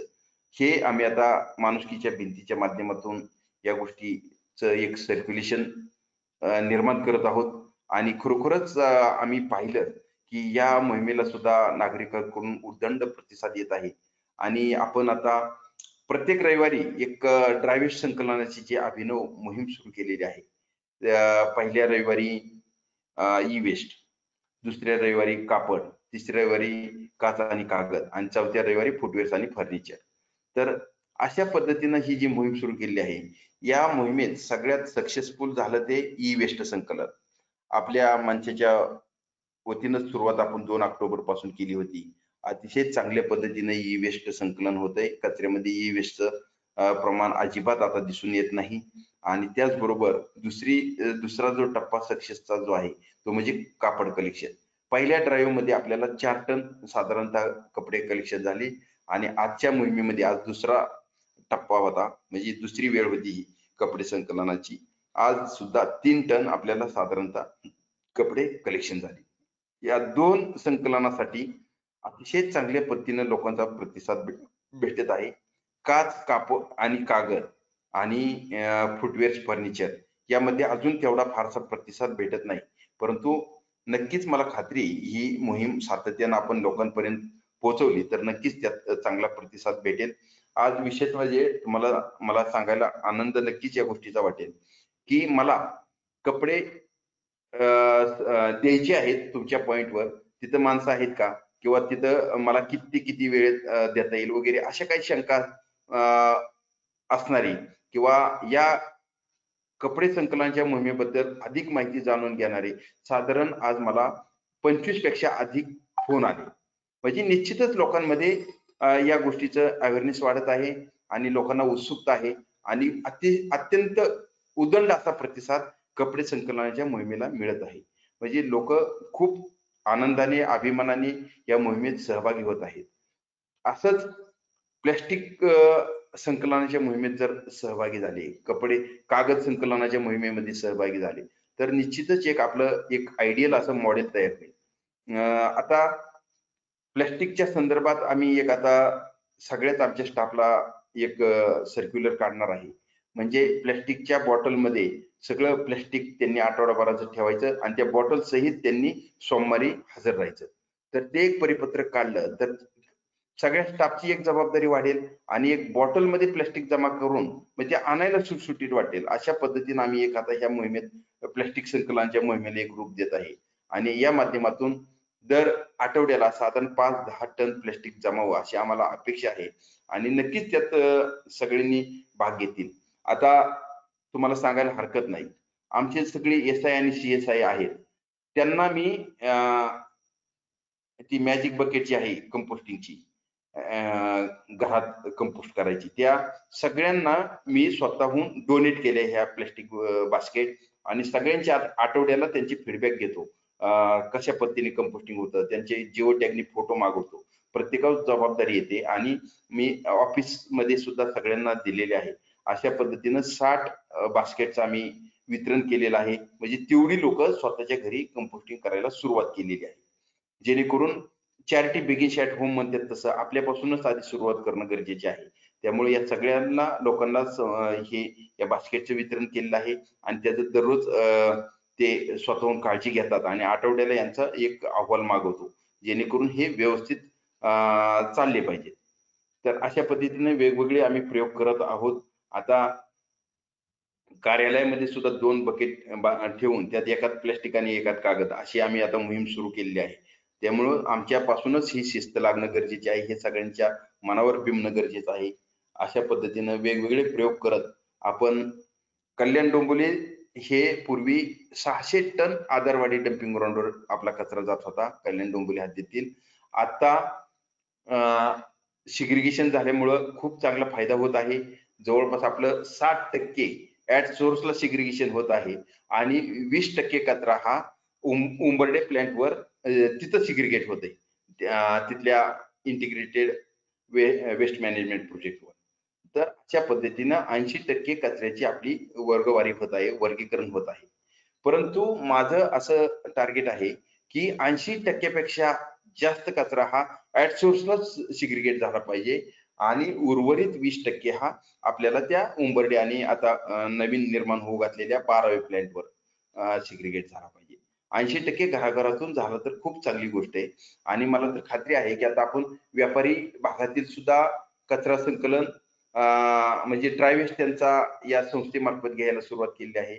आता रस्त्यावर सुद्धा कचरा पडायचं प्रमाण कमी होईल आणि सिग्रिगेशन हे जवळपास आपलं 100%च ऍट सोर्सला कसं होईल हा सुद्धा आम्ही एक प्लॅनिंग बनवत आहोत आणि साधारणतः एक मार्च अखेरपर्यंत हा 100%चं उद्दिष्ट महापालिका गाठेल असा मला ठाम विश्वास वाटतो. कारण दिवसेंदिवस कचऱ्याबद्दलची लोकांची भीती कमी होत आहे. आता रस्त्यावर कचरा पडला की सगळीकडून ओरड होते, परंतु तो रस्त्यावर का पडतो आणि त्याच्या मुळाशी कोण जात नाही. कचऱ्याच्या अंतरंगात कोणाला डोकवायला आवडत नाही. ते जर आपण त्याच्या मुळाशी गेलो तर नक्कीच असं काही बॉम्ब होणार नाही आणि तिथं जो कचरा टाकला जातोय तो थांबवण्यासाठी स्थानिक प्रयत्न होऊ शकतील. स्थानिक भागातून लोक त्याला विरोध करू शकतील. हे होणं खरं गरजेचं आहे. त्यासाठी आपल्याला सगळ्यांना थोडं सतर्क राहून अशा लोकांना थोडी समज वेळच्या वेळी देणं गरजेचं आहे. महापालिका तर यासाठी कटिबद्ध आहे. महापालिका ही जबाबदारी कधीही स्वतःची दुसऱ्यावर म्हणजे टाकण्याचा आमचा कुठलाही उद्देश नाही. परंतु आमचे प्रयत्न जिथं काही तोकडे पडतात किंवा आम्हाला सुद्धा कुठं काही मर्यादा येते त्यावेळेस आम्ही नागरिकांच्या सहभागाची मागणी करतो. त्यावेळेस खरोखर नागरिकांनी त्यात सहभाग घेणं हे अत्यंत आवश्यक बाब आहे. आता जो साधारणतः मी सांगतो आता फक्त मिक्स कचरा 40 टनाच्या आसपास आधारवाडीला जातोय. 1 महिन्याभरात आम्हाला तो टोटल बंद करायचा आणि फेब्रुवारी मध्ये आदरवाडी नक्कीच पूर्णतः थांबलेली असेल. परंतु मी आपल्याला खात्रीशीर सांगतो की मार्च नंतर कुठलाही प्रकारचा आदरवाढीव कचरा जाणार नाही याची मी आपल्याला पूर्ण गॅरंटी देतो. तर आपण सगळेजण अतिशय चांगल्या पद्धतीने हे मोहिमेकडे पाहत आहात. एक ठराविक प्रत्येक वार्डात 10 जण तरी चांगले सतर्क असले आपल्याला व्हॉलेंटियर्स टाईप त्यांनी जर मदत केली तरीही आपण तो वार्ड सुद्धा पूर्ण कसा चांगला राहील हे प्रयत्न करू. तर महापालिकेबद्दल लोकांनी एक विश्वास दाखवलेला आहे या कचरा घनकचरा व्यवस्थापन मध्ये. तो नक्कीच महापालिका यशस्वीपणे तो विश्वास संपादन करेल आणि त्या विश्वासाला तडा न जाऊ देता आपण ज्या वारंवार सूचना करता या सूचना सगळ्या स्वागतार्ह आहेत आणि या सूचनातून आम्ही बोध घेऊन नक्कीच त्याच्यावर एक चांगला त्या त्रुटी राहणार नाही हा प्रयत्न नक्कीच करेल. धन्यवाद. धन्यवाद कोकरे साहेब. तुम्ही ऑलमोस्ट सगळे पॉइंट्स कव्हर केलेत आणि पुढच्या सगळ्या उपक्रमांची माहिती दिली आणि ऐकून नक्कीच आनंद झाला की आधारवाडीमध्ये आता 2-3 महिन्यात एकही टन कचरा जाणार नाही. आणि एफ वॉर्डचा जो तुम्ही स्वच्छतेचा आराखडा मांडणार आहात तो बघण्यास आम्ही नक्कीच इच्छुक आहोत आणि आम्ही आमचं योगदान त्यामध्ये नक्कीच देऊ. त्याचबरोबरीने कुठल्या उपक्रमात आम्हा दक्ष नागरिकांची साथ हवी असेल तर त्यासाठी आम्ही नक्कीच उपस्थित असू. धन्यवाद तुम्ही आज वेळ काढून उपस्थित आलात. आता पुढे आपण दुसऱ्या विषयाकडे वळणार आहोत, जनतेचा जाहीरनामा. तर कोकरे साहेब तुम्ही थांबायला हरकत नाही किंवा निघायला सुद्धा हरकत नाही. धन्यवाद. अक्षय तू आहेस की? आहे. अच्छा, ओके.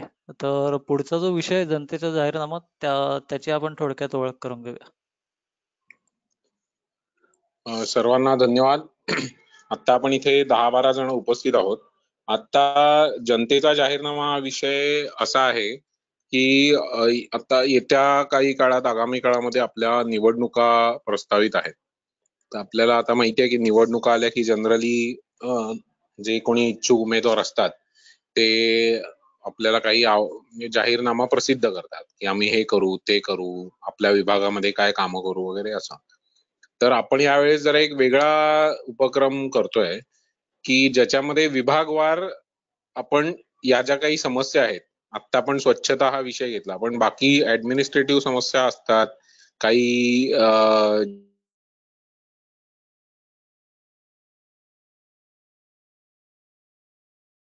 ज्या एखादा विभाग आहे की ज्याच्यामध्ये एका लेन मध्ये लाईट आहेत रस्त्यावर पण ते कधीच लागत नाहीत, किंवा एक गटार आहे ते नेहमी तुंबलेलं असतं, किंवा डासांची समस्या असेल, तर या सगळ्या समस्या आपण एकत्रितपणे विभागवार करणार आहोत. आणि त्याच्यासाठी www.daccsH.org ही आपण एक वेबसाईट पण बनवलेली आहे. आता श्रेयसला मी विनंती करतो की त्या वेबसाईटची लिंक पोस्ट करावी सगळ्यांना. त्या वेबसाईटमध्ये आपण त्या आपलं स्वतःचा मोबाईल नंबर आणि पासवर्ड टाकून लॉग इन करू शकतो. लॉग इन केल्यावर आपल्याला 3 कॅटेगरी मिळतात. एक शहर म्हणून, एक आपला प्रभाग म्हणून, म्हणजे आपण सगळे प्रभागातले आहोत, आणि आपण विभाग म्हणून, टिळकनगर विभाग असेल, पेंडसे नगर विभाग असेल, नेहरू मैदानाचा विभाग असेल, तर अशा विभाग म्हणून आपण आपला विभाग सिलेक्ट करून त्या स्पेसिफिक विभागातल्या समस्या आपण टाकू शकतो. आतापर्यंत जवळपास 300 नागरिकांनी त्या वेबसाईटवर लॉग इन करून बऱ्याच समस्या नोंदवल्या आहेत, विभागवार एकदम स्पेसिफिक समस्या नोंदवल्या आहेत. तर आपण त्या वेबसाईटवर नसू, आपण त्या वेबसाईटवर लॉग इन केलेलं नसेल, तर आपण कृपया त्या वेबसाईटवर जाऊन आपला मोबाईल नंबर टाकून रजिस्ट्रेशन करावं. रजिस्ट्रेशन केल्यावर त्याचं ऑथेंटिकेशन केलं जातं. आमच्याकडून कोणाकडनंही फोन येईल, मी, नंदू अथवा श्रेयस कडून, आणि ते ऑथेंटिकेट केल्यावर आपली जी समस्या आपण सबमिट केली असेल ती पब्लिक डोमेन मध्ये दिसेल. आता जर तुम्ही त्या वेबसाईटवर गेलात आणि कंप्लेंट या सेक्शन मध्ये गेलात, तर तुम्हाला जवळजवळ 200 समस्या वेगवेगळ्या प्रकारच्या विभागवार तुम्हाला दिसतील. आता याचं करायचं काय आहे, तर तुम्ही ज्या समस्या देणार, म्हणजे आपण ज्या समस्या देऊ, आता प्रभागामधले इथे 12 जणांमध्ये 4 जण टिळकनगर मधले आहेत, तर टिळकनगर मध्ये ज्या काही 10-12 समस्या आहेत त्या आपण एकत्रित करणार, आणि जे इच्छुक उमेदवार आहेत, जे उमेदवार इलेक्शनला उभे राहणार आहेत, त्या उमेदवारांना आपण ही समस्यांची लिस्ट इलेक्शनच्या आधी सगळ्यांना देणार. मग ते कुठल्या पक्षाचे आहेत हे बघणार नाही, अपक्ष आहे का बघणार नाही. जर 10 उमेदवार उभे असतील तर त्या 10 उमेदवारांना दक्ष समितीतर्फे किंवा त्या विभागाच्या दक्ष मेंबरच्या कमिटीतर्फे ती लिस्ट त्यांना दिली जाईल, आणि ती दिलेली लिस्ट किंवा दिलेल्या समस्यांवर त्यांची लाईन ऑफ ऍक्शन काय आहे हे त्यांनी सांगण्यासाठी आग्रह धरला जाईल. आणि ती लाईन ऑफ ऍक्शन त्यांनी सोशल मीडियाद्वारे किंवा त्यांच्या एका विशिष्ट व्हॉट्सअप ग्रुपद्वारे किंवा इतर नागरिकांच्या नेटवर्कद्वारे ती इतरांना कळवायची आहे. याच्यामध्ये फायदा असा आहे की आपण आपल्या स्पेसिफिक समस्या त्यांच्या पुढे आधीच दिल्यामुळे त्यांना लाईन ऑफ ऍक्शन त्यांची देणं भाग आहे, आणि इलेक्शन झाल्यानंतर जो कोणी निवडून येईल त्याच्या बरोबर किंवा त्याच्या मागे पाठपुरावा करायला आपल्याला हा उपक्रम खूप फायदेशीर ठरणार आहे. तर आपण सगळ्यांनी आपल्या स्वतःचं लॉग इन करून आपल्या माहिती असलेल्या आपल्या बिल्डिंग मधल्या नातेवाईकांना, मित्रांना या वेबसाईट बद्दल सांगावं. वेबसाईटची लिंक तुम्ही दिल्यानंतर तिथे त्याच्याबद्दल FAQ म्हणून एक लिंक आहे, त्या FAQ मध्ये बऱ्याच प्रश्नांची उत्तर आपल्याला दिलेली आहेत. याच्याशिवाय एक व्हिडिओ छोटासा आपण बनवतो, त्या व्हिडिओची लिंकही आपल्याला सगळ्यांना देता येईल. आपण आता एक छोटा एक उपक्रम करतोय की जे कोणी लोकप्रतिनिधी आहेत त्यांनी किमान 10 ज्या गोष्टी आहेत ज्या अपेक्षित आहेत त्या आपण सगळ्यांनी एकत्रितपणे आणायचा विचार करतोय, आणि ह्या 10 गोष्टी तरी किमान त्या सगळ्या नगरसेवकांनी किंवा इच्छुक लोकप्रतिनिधींनी ऍग्री कराव्यात इलेक्शनच्या आधी, असं आपण अशी मागणी करतोय. मग त्याच्यामध्ये एक मागणी सांगतो, बाकीच्या आपल्याला पत्राद्वारे मिळतील ड्राफ्टद्वारे, की आणि हे पत्र सोसायटी म्हणून द्यायचंय. म्हणजे त्या विभागातल्या जर 15 सोसायटीनी हे पत्र दिलं तर त्याचा जो दबाव असेल तो दबाव इच्छुक उमेदवारांवर व्यवस्थित पडेल आणि जो निवडून येईल त्याला त्या सगळ्या गोष्टी बंधनकारक असतील. म्हणजे भले त्या कायदेशीर म्हणजे त्याच्यावर आपण कायदेशीररित्या त्याला सांगू शकत नाही, पण या निवडून आलेल्या लोकप्रतिनिधीला एक थोडा सायकोलॉजिकल दबाव असणं पडेल की आपल्याला आधीच या गोष्टी सांगितल्या होत्या. याच्यामध्ये उदाहरणार्थ काही कामं जी असतात ती नागरिकांच्या विचाराधीन न घेता डायरेक्ट करण्यात येतात. म्हणजे आमच्या विभागामध्ये अमुक एक काम चालू केलं पण त्याची गरज होती का, तर यासाठी आपण त्यांना असं म्हणणार की स्थायी समिती पुढे जे प्रस्ताव जातात किंवा ज्या गोष्टी खर्चासाठी म्हणून सांगितल्या जातात त्यासाठी नागरिकांना तिथल्या विश्वासात घ्यायला हवं. आणि दुसरं म्हणजे जो विकास निधी मिळतो वार्षिक त्याचा जमा खर्च काय होता त्याच्याबद्दलही माहिती नागरिकांना मिळायला पाहिजे. अशा प्रकारच्या काही 10 मागण्या आपण ठेवणार आहोत. त्याचा एक ड्राफ्ट आपण पुढच्या 1-2-4 दिवसामध्ये सगळ्यांना देत आहोत.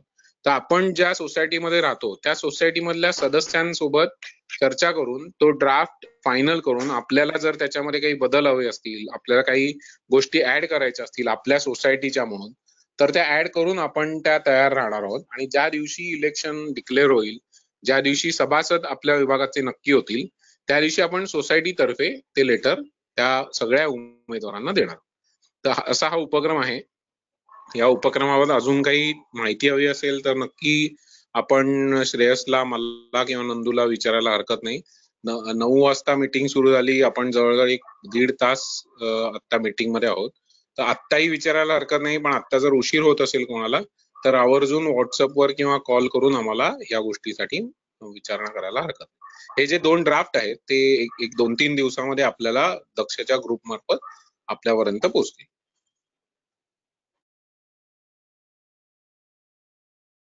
धन्यवाद अक्षय. कोणाला काही प्रश्न असतील तर विचारायला हरकत नाही, नाहीतर आपण समारोपाकडे वळूया. हॅलो. हा महेशजी विचारा. हॅलो नमस्कार, महेश बोलतो. आपण हा उपक्रम खरोखर चांगल्या पद्धतीने पुढे नेण्याचा प्रयत्न करूच नक्कीच. आणि जे काय तुमचं जाहीरनामाची संकल्पना आहे ती बऱ्याच म्हणजे अगोदर प्रत्येक वर्षापासून माझ्या अशा डोक्यातच होतं की नेहमी हे राजकीय पक्ष नेहमी जाहीरनामे जाहीर करतात, तर कधी काळी कोणा नागरिकांचे तरी असे जाहीरनामे निघाले पाहिजे जे दुर्दैवाने आपल्याकडे घडत नाही. पण ह्या आता आपल्या फोरम तर्फे जर आपण तसं ड्राईव्ह पुढे नेला तर निश्चितपणे थोडा वचक राहील आणि तशी वचक राहण्याची गरजच आहे. कारण जे काय चाललंय ते चाललंच आहे. तर हा उपक्रमात जर का आपल्याला मला पण सहभागी होता आलं तर मला आनंदच आहे. आणि कोणाचा आता तुमचे जे नंबर सांगितले ते नंबर जरी मला मिळाले म्हणजे आता मी दक्ष ठिकाणी मिळतीलच म्हणा. तर जे काय माझे विचार आहेत ते पण मी त्याच्यावरती टाकून देईन व्हॉट्सअपला. ओके, धन्यवाद. येस, धन्यवाद.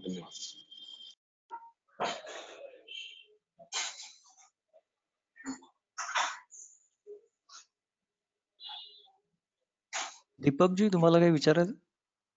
हा साहेब, मला काय म्हणायचंय, या चर्चेमध्ये आपल्या विभागातील नगरसेवकांना चर्चेत घेता येईल का? तर ते जरा जास्त हे होईल, असं घेता येतं का नगरसेवकांना आपल्या चर्चेमध्ये? या चर्चेची लिंक माहिती सगळ्यांना ओपन फोरम मध्ये असते. आपण स्पेसिफिक कोणत्या नगरसेवकाला किंवा लोकप्रतिनिधीला सांगत नाही, पण त्याने तो जर का आला तर त्याला काही कोणी आपण तुम्ही येऊ नका वगैरे असं काही म्हणणार नाही. ठीक आहे, तेच म्हटलं. मुख्य म्हणजे दीपकजी फक्त सांगण्याचा उद्देश असा आहे की आपलं दक्ष हे फोरम राजकीय नाहीये, त्यामुळे इथे कोणीतरी नगरसेवक किंवा कोणी आमदार किंवा खासदार येऊन ह्या फोरमचा त्यांनी राजकीय गोष्टींसाठी उपयोग करावा. काही संबंध नाही साहेब.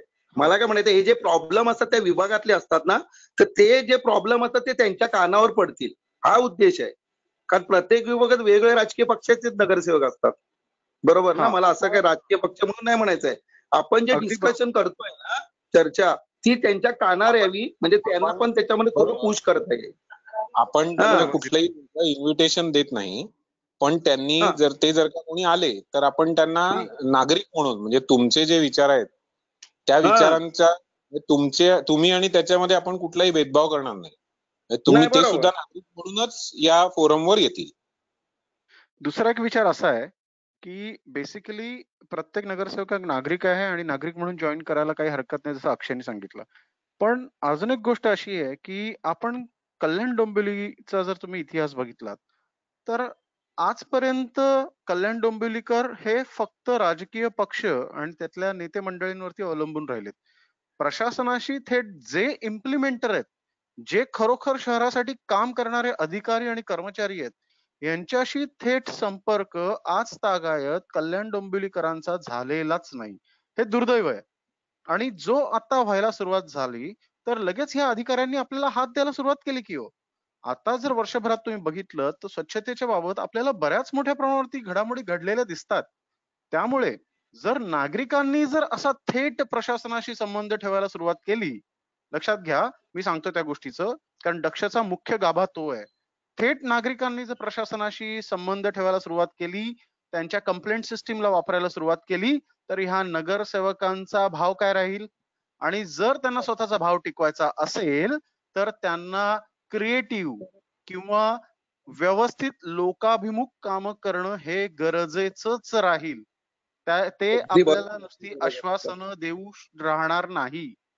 आणि ही बरोबर. फळी ही गोष्ट ही दोरी आपल्याला पूर्णपणे नेस्तनाबूत करायची आहे. म्हणून आपण नागरिकांना सांगतो प्रशासनाशी एक व्हा. आणि ज्या वेळेला नागरिक प्रशासनाशी एक होतात त्यावेळेला ह्यांच्याकडे दुसरा कुठचाही गोष्ट उरत नाहीत आणि तिकडे आमसभेत बसो नाहीतर कुठच्याही चर्चेला बसो नगरपालिकेमध्ये, ह्यांचा गोंधळ हा प्रमुख. नागरिक हा त्यांच्यासाठी कुठे ठेवलेलाच नाही. नागरिक म्हणजे कसपटा समान. ही अगदी भूमिका बरोबर. पूर्णपणे थंडगार होऊन जाईल. आणि ही दक्षची बरोबर. ठाम भूमिका आहे की नागरिकांनी प्रशासनाशी जोडलं जावं. हे आपल्या मागे बरोबर येतील. आपल्याला त्यांच्या मागे लागायचं नाही. ते कोणी सेलिब्रिटी अगदी नाहीत बरोबर. आपल्यासाठी. Okay, okay. बरोबर, अगदी बरोबर.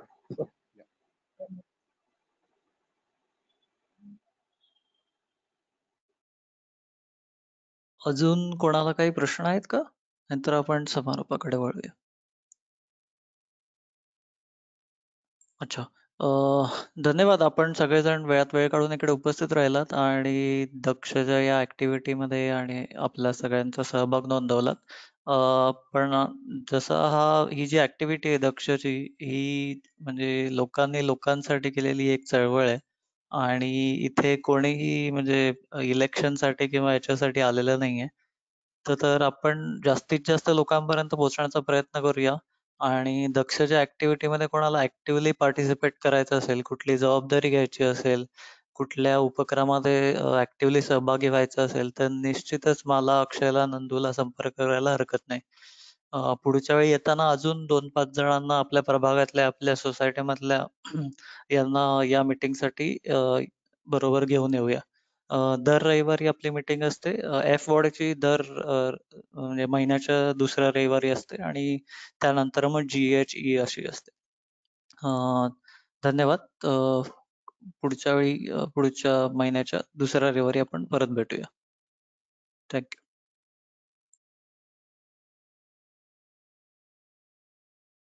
धन्यवाद. धन्यवाद.